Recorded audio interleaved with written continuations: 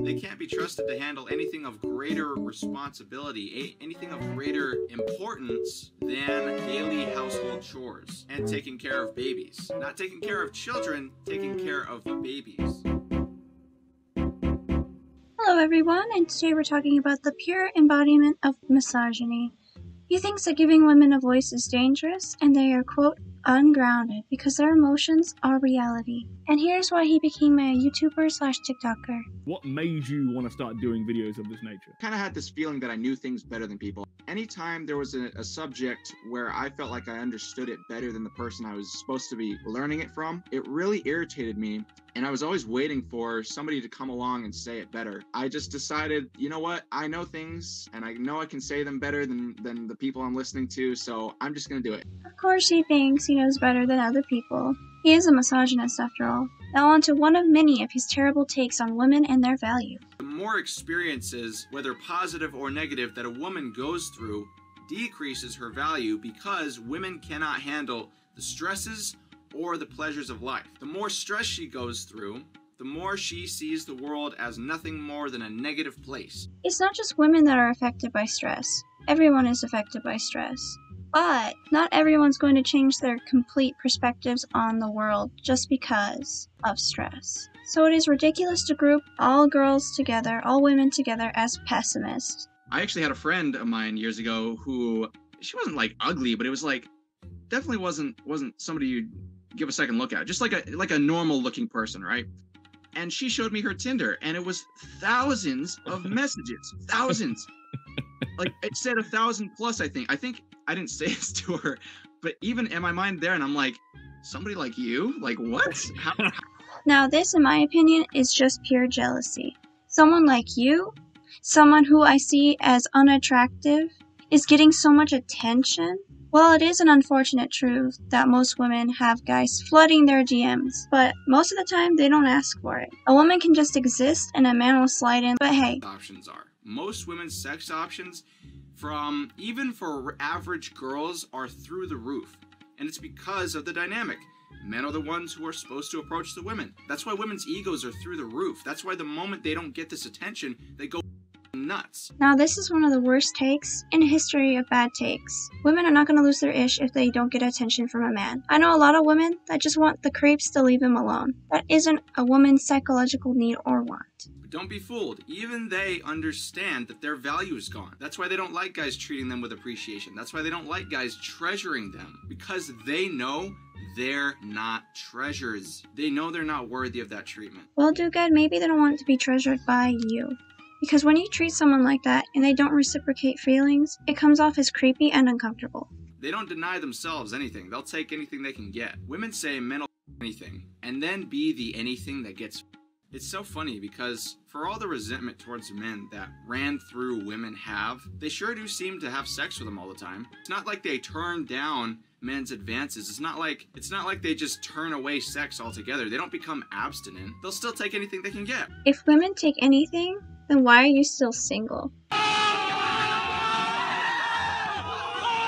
ever notice how girls who've been ran through or just more attractive girls tend to look at men with a sense of resentment or a sense of pity? Or they look at nice guys definitely with a sense of pity as well. They're like, why is he trying so hard to impress me? What have I done to deserve such effort? None of the other guys have ever put in this much effort before. They're confused as to why you would try so hard for them. Even they are not confused about the amount of value they provide, that they are ruined. Even they understand that their value has gone out the window. It went out the window with the first 100 guys they slept with. Who hurt this man? He's pouring all his hatred from one girl onto all women. It's disappointing to see. And for the nice guy comment once again, if your feelings are not reciprocated, then it comes off as creepy and uncomfortable. End of story. And women know they have more value than this guy will ever know. So many guys up, and I specifically in this way because I didn't understand it deep enough yet. I thought it doesn't matter how I act as long as I can get a rise out of her, and then I create the space, and then boom, I'll win. And then the next time I would try to talk to these girls, they'd be like, "Ew, why are you still talking to me? I'm ignoring you." And it was so confusing to me. It was so infuriating. I'm like, what's going on? This man is really confused that a woman didn't want to talk to him anymore after he was rude to her, more than likely? Really? Okay.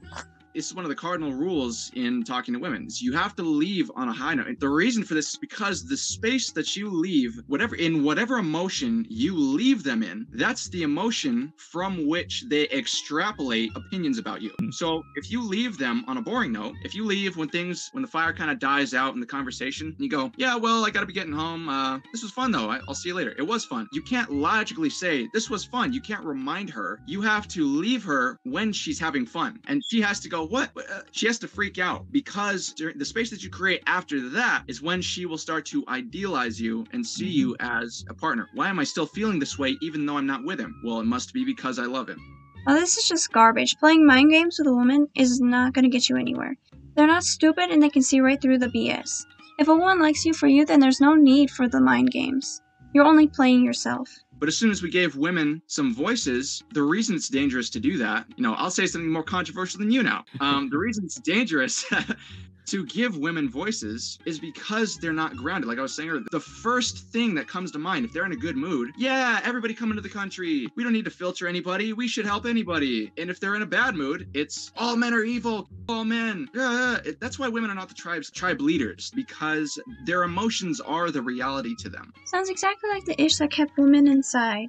The same reason they couldn't vote. The same song that was sang hundreds of years ago. Well, that song has been sung, and the song has been burned to the ground as it should. Just because women are more empathetic doesn't mean they're incapable of rational thought. Do not mistake a person's kindness for weakness. It's a thing called a bond, which is when you're with them, you experience a higher high than anybody else can provide for you. So anybody else seems boring. The reason you're addicted to them is because you experience a higher high than anybody else, but they're also towards you. A lower low, yeah, exactly. And so whenever you experience a guy who is emotionally healthy and emotionally stable, that's boring to your brain. That's boring to the chemical side of your brain. The old saying is you can be anything to a woman except boring. Right. Oh my God. That's so perfect. This clip has me confused because he's saying women are and become attached through a bond. But in a previous clip, he was degrading women for their low standards. Like, which is it? Are they poor and or are they terrible for taking just anything according to you? Kind of contradictory. She doesn't really have a choice.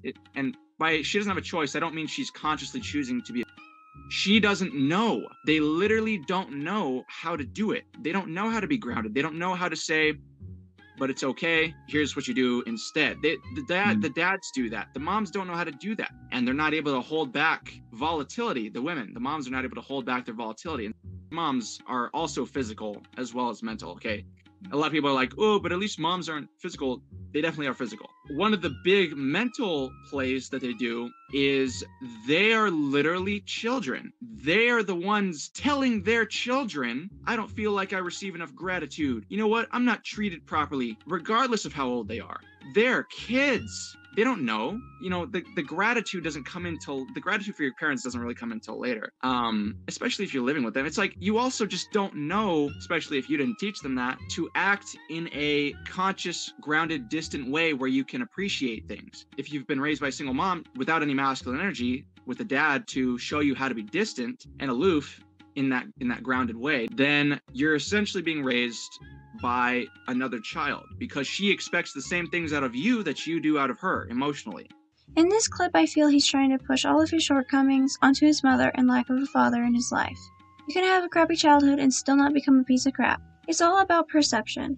Although ironic because he says women cannot accept blame for anything.